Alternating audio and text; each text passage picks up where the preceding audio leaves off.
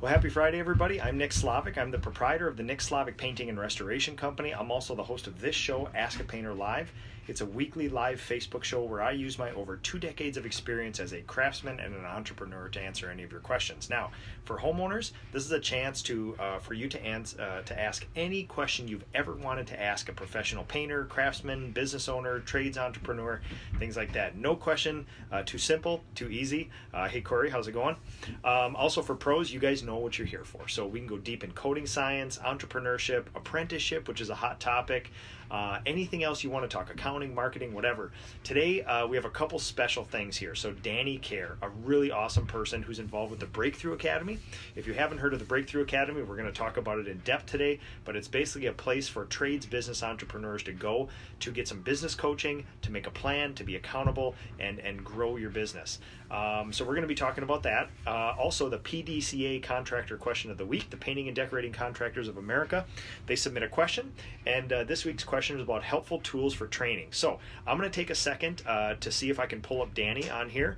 Then I'm going to show you some of the tools that I use to train my people, like helpful visual representations and things like that. And then we're going to get into Breakthrough Academy. Oh, there's Danny. Let's see if we can pull him up here. All right, well...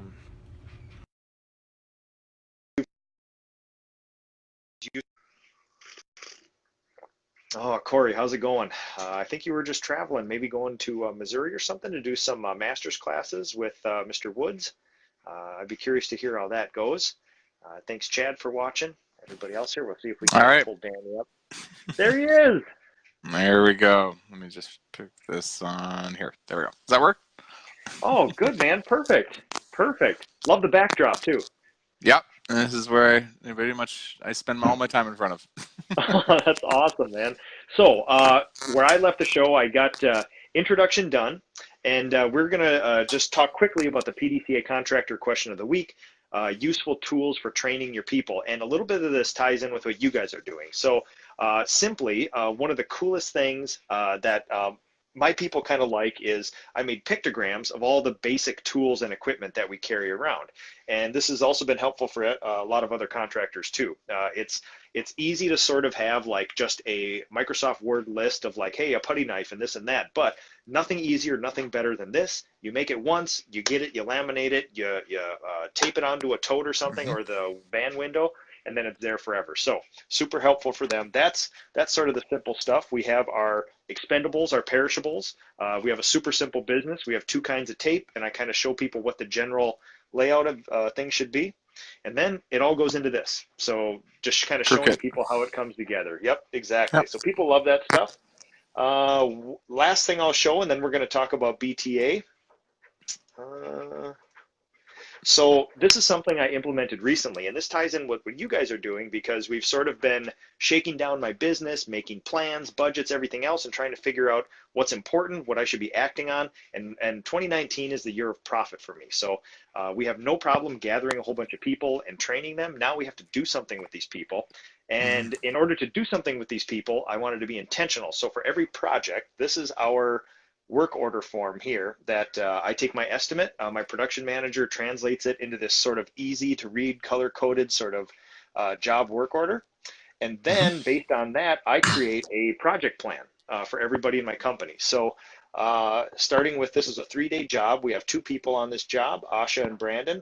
And basically in a simplified way, every room has basically 4 steps to paint. I lay out what room, how much time it should take, and then they try to stay on budget. And I just presented some info to my group. You may be interested in this too, Danny, this morning. We had all 15 of my people there. We had a couple painters visiting from Wisconsin, and I did the analytics on this. And in the 2 or 3 weeks since I've implemented these project plans, we've seen a 7% increase in efficiency and profit in the jobs that we've done. So Wow. just basically listing this for my people has been like an immediate bump into that. So when you talk about training tools, yes, it's good to know that you have the tools, but you have all that stuff, and now what? And for me, we've entered the stage of my business where this is the training that we do, like the high level, like we're all here, we all generally know what we're doing, now what? Like, let's do something with all this. So yeah, I figured you'd appreciate that. You're kind of a numbers analytic sort of guy like Well, that. So yeah, think too about that. Like if you can increase profitability of jobs by 7%, that's not just 7%. That's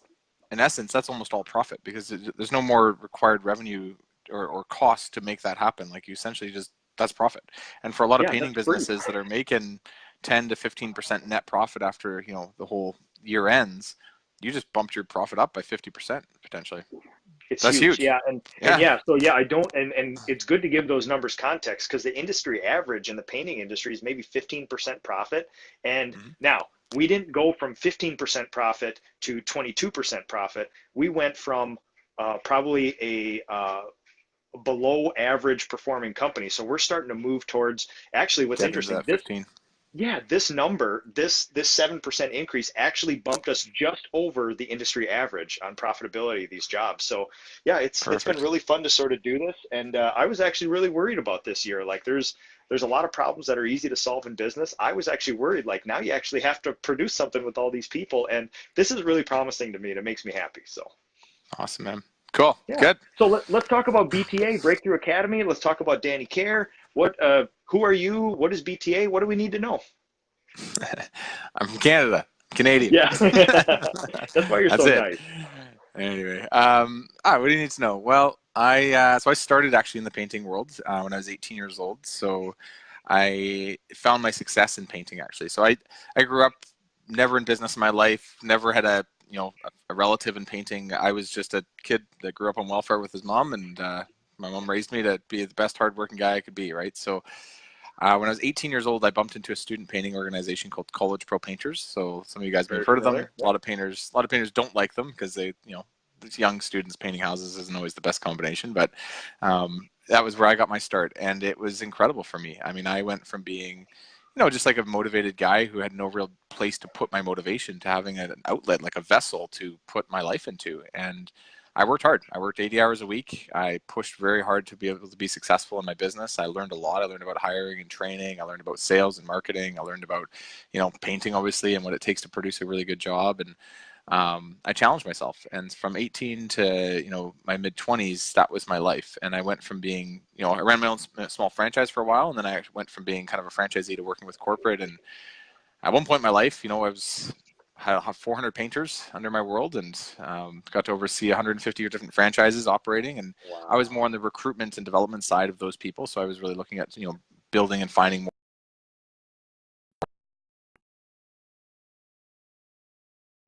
Us, we had Western Canada that we were in charge of, and it was an incredible experience because it was Mm. all done through from 18 to 26 years old. So I was very young, taking on a lot of responsibility, but doing it in the painting industry, which I think a lot of people, to run 400 painters, that doesn't happen very often until maybe you're in your Never. 50s or 60s, right? And to do it in my 20s, like I really was given the roadmap on how to do this properly and what it really takes to scale, and also myself personally, like what I'm actually capable of. Like I had no idea Mm-hmm. that a guy like me could do something like that. I mean, if you met me when I was 18 years old, I had dyed frosted tips. I had, a little earring, a little studded, cube zirconium here and whatever. I was a rebel without a cause. So Oh, I was just out there awesome. doing whatever. And this painting thing, it gave me direction, gave me focus, and it grew me up, and it taught me a lot about what I'm capable of when I really apply myself. So yeah, that was my background. And now, so since leaving College Pro, a lot of us have band back together. We have about 20 people on our team right now, but a lot of them Wow. ex-College Pro alumni. And James, the guy who has to run Western Canada with me, is one of the owners of BTA with me. Another guy named Igor, he used to run British Columbia for College Pro. We put our heads together, and we kind of created like a franchise system for painters, landscapers, renovators, people in home services, for them to be a part of without them ever having to buy a franchise. So all the tools, all the templates, all the how-to knowledge, weekly reports and reviews on how the business is doing so we can help hold them accountable to their company, and even just the peer mentorship, getting them all working together and helping each other. These are all the things that made College Pro great for me. I was given a lot of direction. I just followed a Yep. system. I went and executed. When I was having a rough day, I had other people, other franchises I could talk to who would get me and understood me. I kind of tried my best to take what I saw was a massive benefit about franchising and bring that to the public, and then get rid of all the stuff that I saw that wasn't, which is when you buy a franchise, you pay royalties every month on every bit of revenue you do, whether it's profitable or not. That eventually locks your ability up from being able to scale because you can't afford middle management because you're paying that out in royalty fees. And there's a lot of things, and turf wise, like you might grow as an organization, you have to pay for more turf. Like there's Ah. there's a lot of things that franchises are good for, which is a lot of the startup stuff Yep. and a lot of the operational stuff and a lot of the procedural generated ways to be successful. But there's also some stuff that holds franchisees back long term. And I really wanted to create an organization that just took the good stuff and left the rest of the other stuff on the table. So So what's interesting is that the more, I mean, obviously, if you ask 100 painters, what do you think about Cert Pro, College Pro, this and that, the knee-jerk reaction is usually not good. But the more I dig into the sort of franchise system, you kind of learn what it really is. It sort of seems to me more like a leadership development organization than it is a yeah, sort of like that. And once you understand that, it's like, oh, that makes perfect sense. And very, yeah. very substantial people come out of that because it's basically management, training, processes, organization, systems, all that. It just happens to be in the painting field. That's what it seems. Exactly what it is. College Pro is a subpar painting company. It's like, it's okay. It depends on the franchisee you get, actually, more than anything. Mhm. It is a world Yeah, class and probably one of the greatest training organizations I've ever seen or been a part of in my entire life. It's so good at leadership development. I think that's a good And summary. Yep. yeah. So, yeah. So that's my background. That's where I hung out for a lot of years. So And now I'm interesting. here. So you, James, and Igor created Breakthrough Academy, like you said, to basically take the good parts about a franchise, maybe not spend so much time on the bad parts, and then sort of franchise people without franchising, basically. Kind of, yeah. So, I mean, a lot of owners we work with are, especially in the painting world, they're usually between 500,000 and 5 million. So they've built Hmm. something. Like they've got a foundation. They're not just starting from scratch, and they're no longer struggling with just like I need to get more work. They're struggling with I need to organize my people. I need to be more profitable. I need to make sure that I'm not spending my time doing everybody's job all the time. Like I've got my job, and we can delegate the rest down to the team and rely on them day to day. And what a lot of these things are systems. These are things that have to exist within the company. And if you don't know how to build them yourself, you can go Google stuff and download a job description on Google and talk to your accountant about the best way to structure your books. And, but nobody really knows your business like you do. And you got to be the one to stitch it all together yourself and make it work. And there's no one leading the way on that. So we're like, you know what, screw it. Like, I know everything you guys need to know. I know it right down to like your vehicle leasing, which one's the best price per performance per kilometer based on like whatever, all the different like vehicles that would be out there. I'm trying to think of some of the specific ones, but your business has a model that has been replicated many, many times before. And instead of everybody hiding all their books and their ways of doing things, we kind of open the books and we're like, look, Yeah. here's the deal. This is not rocket science. Just go do this and Yep. you'll be fine. So And what's interesting is that, it seems like right now in this market, there really is no secret algorithm. There's no, if painters think that they're holding back secrets, it's pretty ignorant because 80% of our industry, you still have to go out and execute. Like I could hand over this to somebody, but you still have to go out and paint something after. So, to be open and honest and to share, and so everybody kind of cooperates together is generally going to move everybody forward. And specifically, I collaborate with painters not far from my house here, and we feel that there's a win-win in this together just by collaborating locally. So Jason Paris, who you probably know from the industry, he said one of the most genius things ever about this time in trades, where there really is no competition. Our only competition is our own ability to execute our business plans, and that's basically mhm. what you guys are doing. Like, get out there and execute your business plan, but have a plan though. Yeah, totally. Even a lot of what we do, like we give a lot away. Like if you're gonna meet with BTA, we'll be like, yeah, you need a job description? Here, take this. Don't worry about it. Like Yep. just take it and run.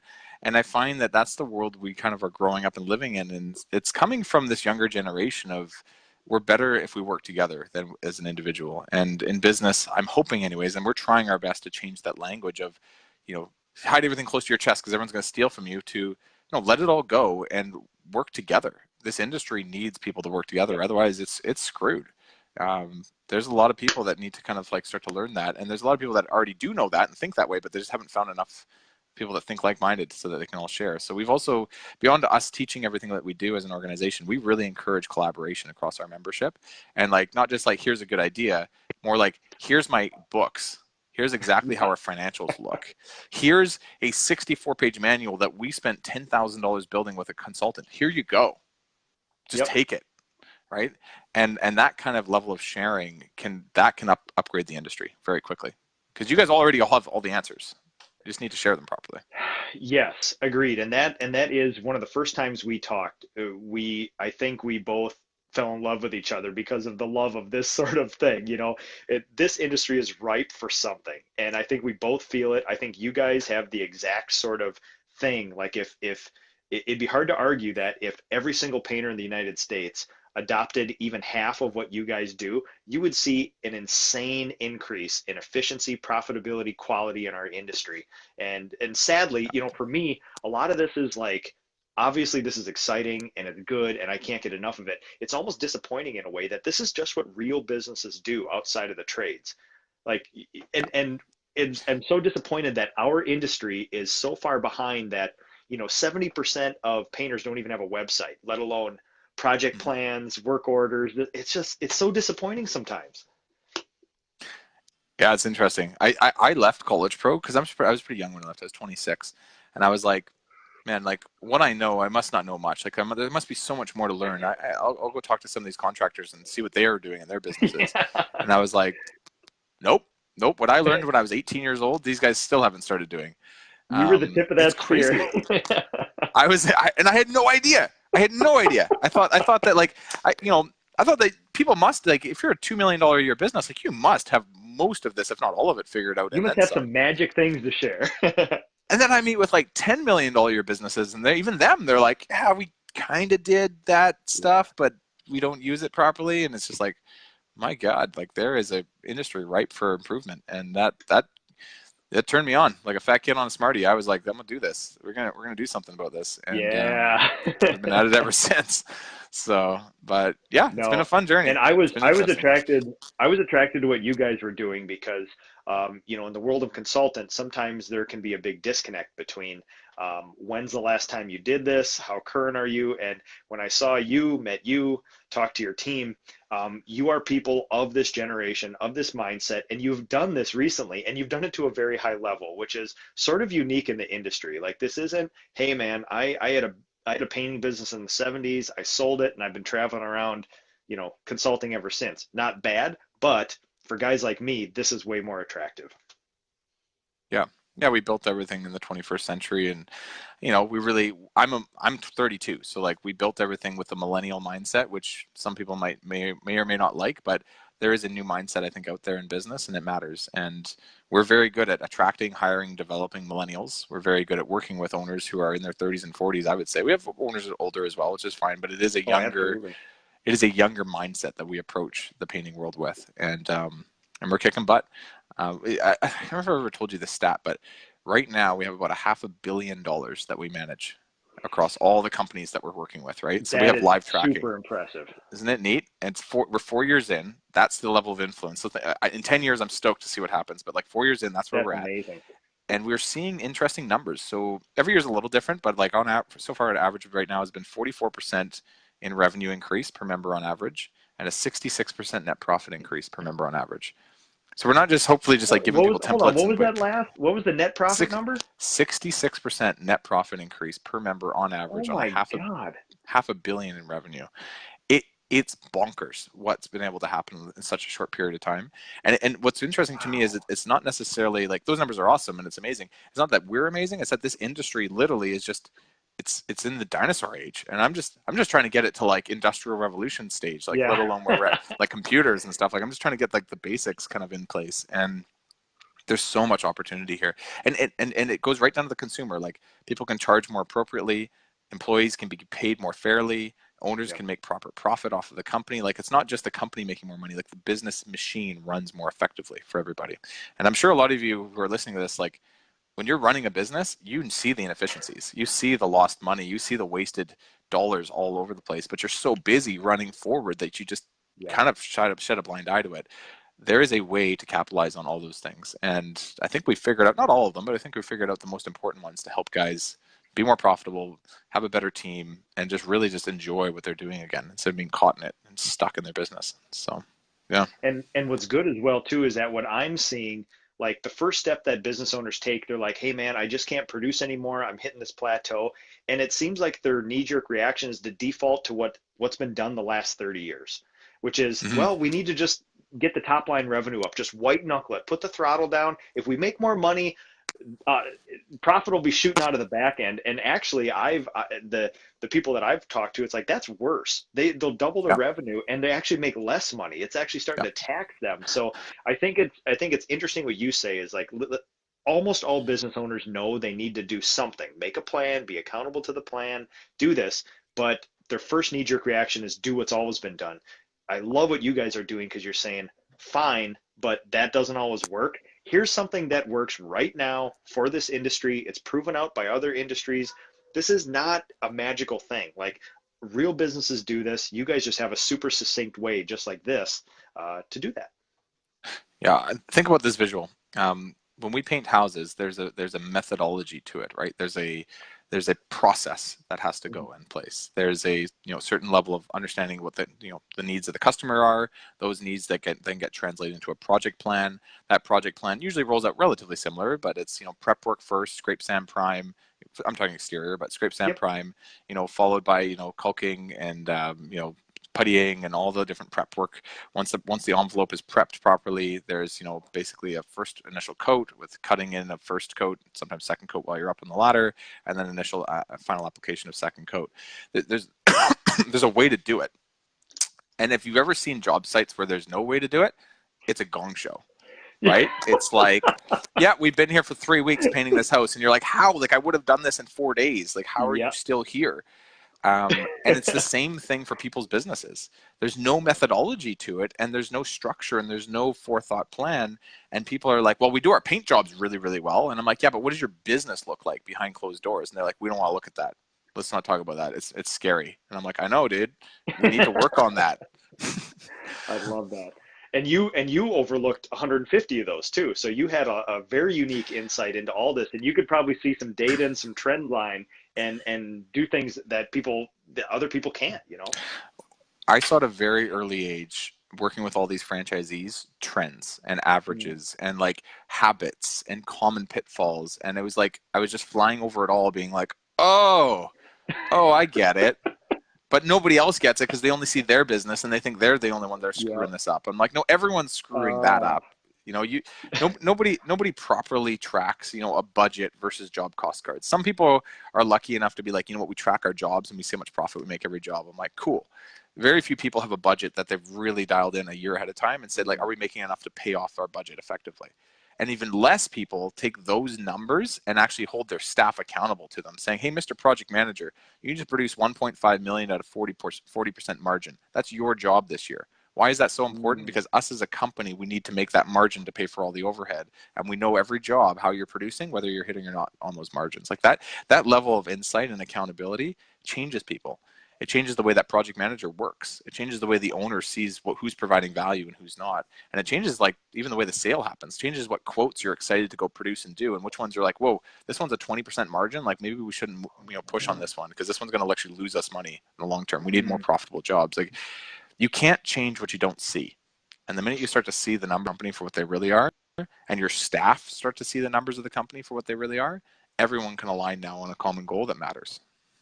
So let's talk about the process of, so somebody wants to do this, what happens? But first, maybe if there's some insight you can give, like you've looked over tons of painters, hundreds of painters, you now have insight into the in-depth financials of some of the best painting companies in the United States.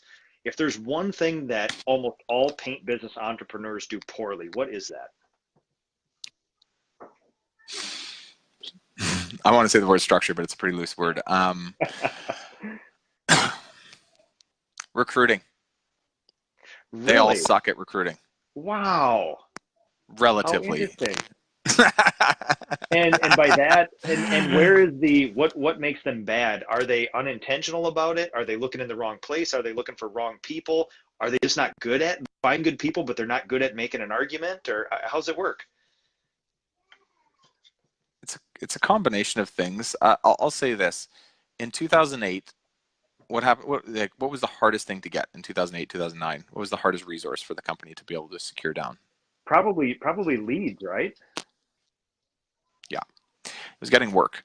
So everybody was trained and doubled down on getting more work, and it was all about sales. If you're successful in sales, you're going to be successful in business. Go sell. learn how to sell. All things pointed in that type of direction. And that created a cultural trend or a norm of like, I'm a successful salesperson, so I'll be successful in business. That's not necessarily true anymore.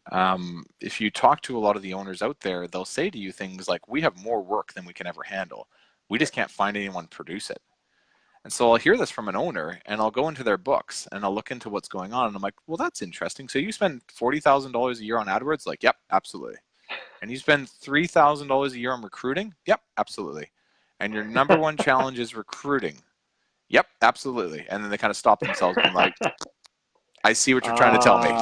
Like, Yeah, and it's not just the amount of money that they're spending, but it's an indicator of a lot of things in the company. It's an indicator of what they're focused on, an indicator of what they spend their time on, an indicator of what they maybe built their skill set up and their team skill set up on, which is finding leads, securing jobs, and booking work. And they're still trained in this way of thinking. But the finite resource in today's economy is good people. That's the hardest thing to find. And if you can get good at that, you'll dominate in your industry. Right? It's hard to build business processes and financial trackers and all this stuff if your team sucks. It's like you're just babysitting all day. yeah. It's a lot easier to build structure into an organization when you've got a rock star team that cares and will help lift you up and even be a part of building some of these things with you.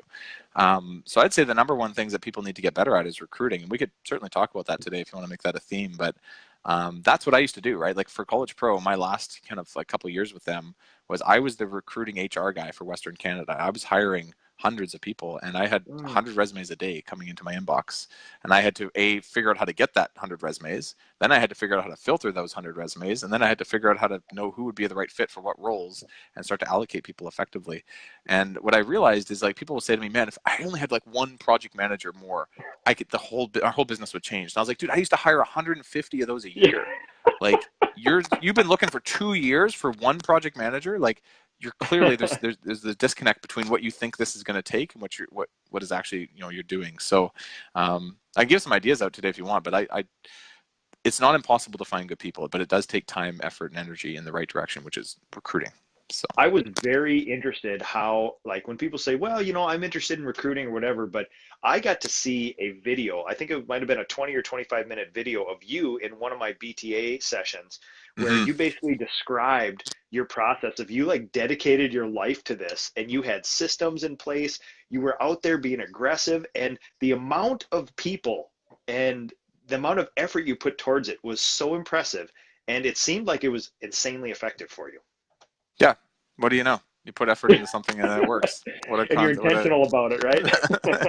What a concept. I love it. But yeah, that's the thing, right? Like if you as a business owner are struggling to hire people, ask yourself, like, do you spend 5 to maybe even 10 hours a week on recruitment? Or do you spend 5 to 10 hours a year on recruitment? Like what like where are you at on the spectrum there, right? Well, listen, hold on, Danny. I put an ad on Indeed, so that took care of that, right? Exactly, not right. So yeah, it's a combination of active and passive marketing. So if you think about recruiting, it's very similar to sales and marketing. You're trying to attract people to your business. It's the same idea, same general concept.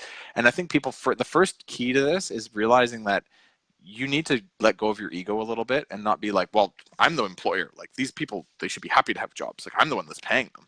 And you need to be a little bit more like, nope, actually, like they have options and they'll go to whatever they think is best organically. And I know they're millennials and they might seem, pretty self-loathing, but like at the end of the day, this is who you have to work with. So let's talk about the fact that you need to sell these people into wanting to work for you. And I'm not talking about just anybody. Like I agree, there's especially in the millennial world, there's a lot of useless millennials. We don't want them to work for the company because they're going to waste our time and money. But in every 100 millennials that are out there, there's one that's a rock star. Yep.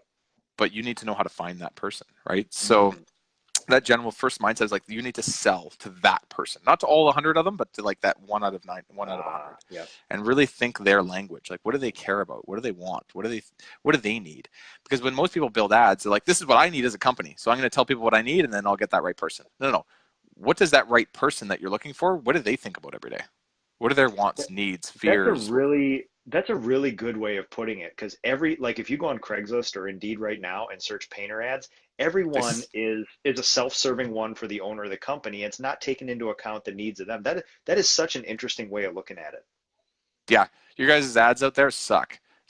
I see it all the time, and I'm always just like, need painter, work this much per hour, apply here. And I'm like, no, because like you're going to get a bunch of toothless painters that just want to make some money off of your company, and that's all you're ever going to achieve. More like, need someone who believes that you pay out in dividends. Work hard on a team and make what you're worth. Achieve projects that are always going to challenge your mindset and take you to the next level of learning in this industry. Work with the best in the industry who we've curated over many years. Like, tell them what they're looking for, but tell them not what everyone's looking for, but what that ideal candidate's looking for, and get their mouth watering. And how do you know what they're looking for? Talk to the people you do have that you're like, the people in your company you're like, I wish I could just clone you. Take them out for lunch and interview them in a sense of, what do you love about us? What do you hate about us? What got you started with us in the first place? What keeps you around? What were you fearful of when you first started with us as a company? Like, really understand their psychology, right? I did this for a project manager of mine, and he's, an athlete. So he's a captain of his football team. And he's just like, Danny, like, you run this like a team. Like, you're not my boss, you're my coach. Like, I don't have painters I lead, I have players. Like, I don't go out and like paint all day. I score touchdowns. Like, I've got goals to go after. I've got a strategy that you help me build. I've got a bunch of players that I can place in different areas of the house to kind of help them achieve it. And you coach me through my career with you. And that's why I'm with you. And I'm like, oh, so I changed my ads. Like, need quarterback of our painting team to drive our results home. Work with your own individual painting crews and strategize with them day to day. Sick of a boss? Try working with us. All we do is coach you and help you, achieve your end results. And we speak to that guy. The painter's actually applying for me. Guess who I started getting applying for me? Yeah, the good people. Yeah, that self-selecting group of people who that ad speaks to. Totally. And guess it spoke to athletes.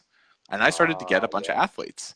And guess what? Like, the kind of character that gets built into a high-performing athlete, I'd way rather work with that guy and train him to be a good painter than work with a 50-year-old, kind of frustrated painter who's been in the industry way too long and has his own opinions about what the best way to do things is, right? I'll mold my own version. Yeah, I'll mold my own version of the best person, and I'll find that person with good characteristics already in them, who they're young, right? So when they're 50, they're going to be in a different stratosphere of success in life. They're not going to be painting houses.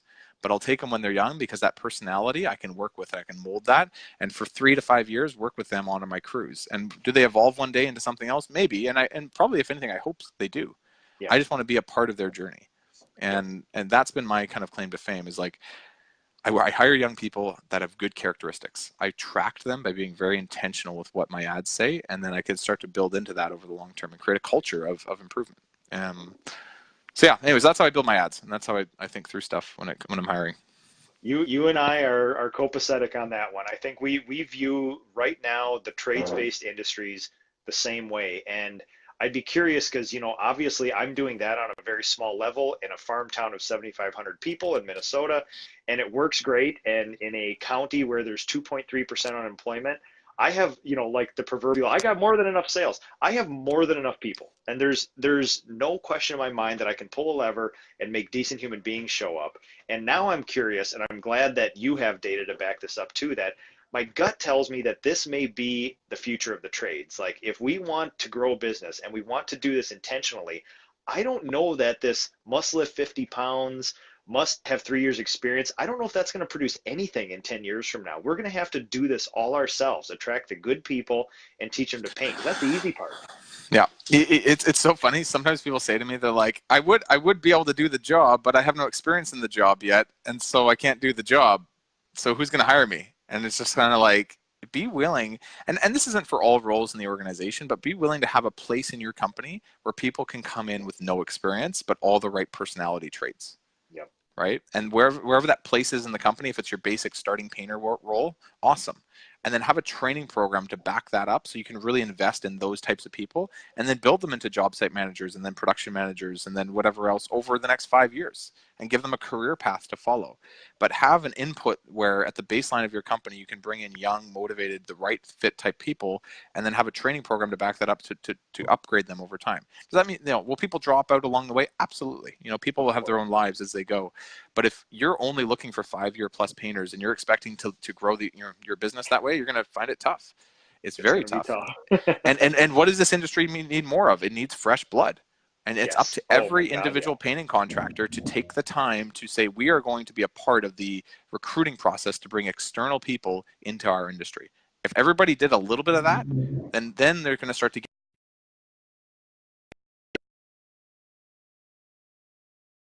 did that. You've suddenly got all these really cool people coming in from the baseline, then moving out, but now they've got a bit of experience on their resume, and now you've got a bigger pool to pick from. And these are the types of, Yep. sorry, I'm getting kind of macro on you guys, but like these are the types of things that I think about sometimes with all the I members love we this, work man. with. And like, and it works. It's just like we can influence our own industry if we give a shit about it and we do something and we structure our companies for it. So this is beyond giving an individual person better recruiting results. This is a bigger picture, but this is what can happen when we work together. And I love this, in the past, what's been done is organizations get together and they say, we need painters. So it's the approach like, okay, well, let's just make more painters. And they're going out there and they're basically trying to create $14 an hour laborers when really what we need to do is create these force multipliers where create one guy who will grow a business to 20 to 80 painters. You need one of those. You don't need to make the 80 painters. That one guy can make 80 painters by himself. Yeah, totally. Yeah, man. So anyways, that's some recruiting thoughts. I love it. Thank you so much. Now, if people are interested in BTA, what's their life going to look like? They sign up with BTA. What happens? They're going to look like you. They're going to be sitting in front of their computer. You automatically grow a beard when you join BTA? It happens overnight, actually. So you wake up beardless and you wake up the next morning with a beard. I don't know why. Awesome, what happens? Well, basically, I'll just tell you our ideal client and I'll tell you their journey a little bit. So our ideal client is usually, between 500K to I'd say 10 million, but realistically in painting, probably 500K to 5 million. They've built a good foundation. They figured out how to get work. They figured out how to, produce that work. But what's happening is as they grow, the business itself isn't, evolving. It's just staying very similar, and more work is adding up in the owner's world. And they're getting kind of chaotic. Whether it's working on the tools all day or working in the office all day, they're not delegating enough, and they're kind of getting overwhelmed with all the random stuff that comes with running a company. So what we do with them is we start by structuring the entire business. So we look at the financials, look at how much they're spending and making and how much they're margining off of every part of the project, and we know what they should be hitting, so we can kind of set up a budget now for the next year based on where the numbers should be and need to be, and change pricing accordingly, change goals for like the job set accordingly, and start to get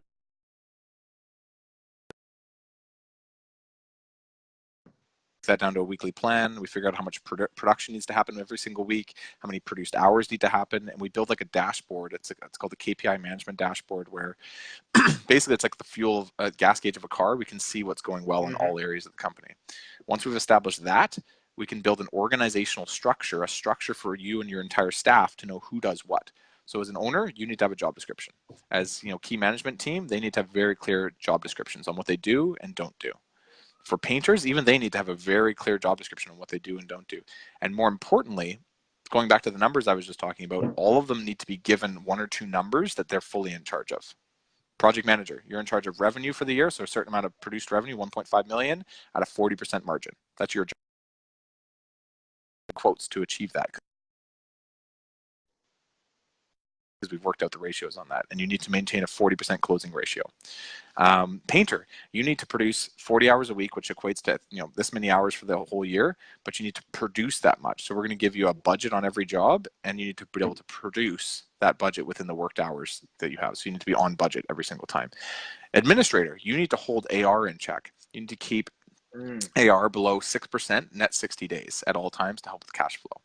Everyone should be given a number that they can own, and in their own little mini world of your business, almost run their own little business off of that, where they're like, I'm trying to hit this metric. And in doing that, you align everybody to achieve the same common result, but in light of the things that they have control over. What's interesting, right? the biggest takeaway from my first 6 weeks of BTA was when people say you need job descriptions, obviously you're like, okay, painter, we're going to do inside, we're going to do outside, there's going to be ladder work, there's going to be this and that. But what you guys drove home was deliverables. And it's something I completely overlooked in that, because you're like, it's just a description of what the job is. And you think, okay, I have now checked that box, but there's nothing for them to, when you say ladder work, how are they going to be rated on, you will use a ladder. So I went through and redid all of my stuff to where everybody has a deliverable, and people thrive. And you think, well, that's going to be a constraint. Now they're going to have this thing to fight it. It's like they love that. They love a goal to go after. So that has been probably the biggest like no duh takeaway that I've taken away in the first 6 weeks of BTA. Totally. Our management structure could probably just be recoined, instead of being like, the business, foundational structure for your company could just be like how to drive millennials. Yeah. Like, That's how exactly to find, it. Yeah. how to find, filter, and motivate millennials to run your business with you. I love it, man. Yeah.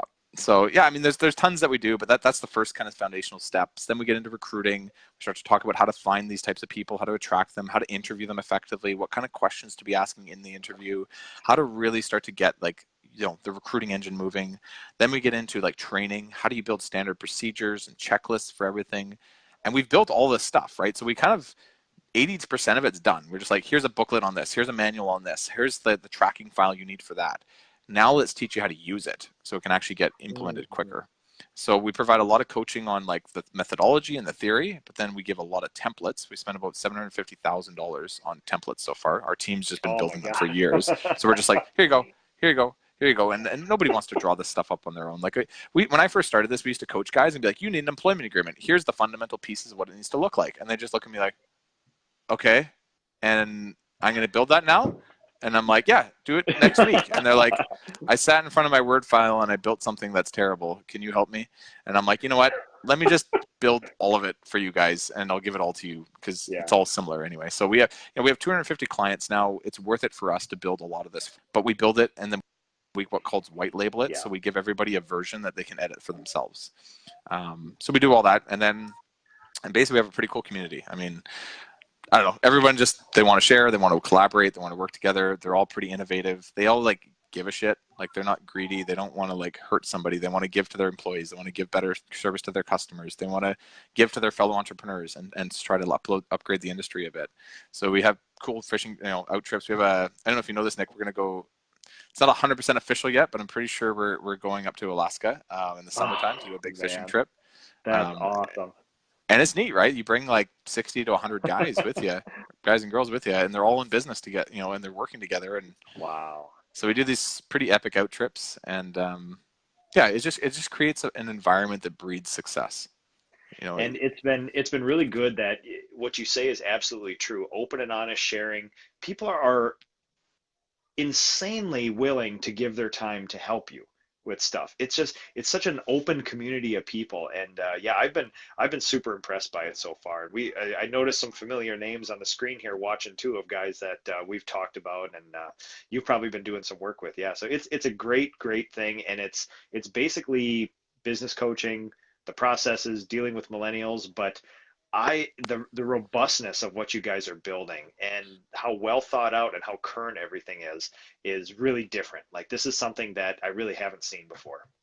Cool, man. No, I appreciate it. It's a labor of love for all of us pretty much on the team, and I think we're on a bit of a mission. We're just like, we've now figured out the basics of what needs to happen. Now we just need to find more of the right people.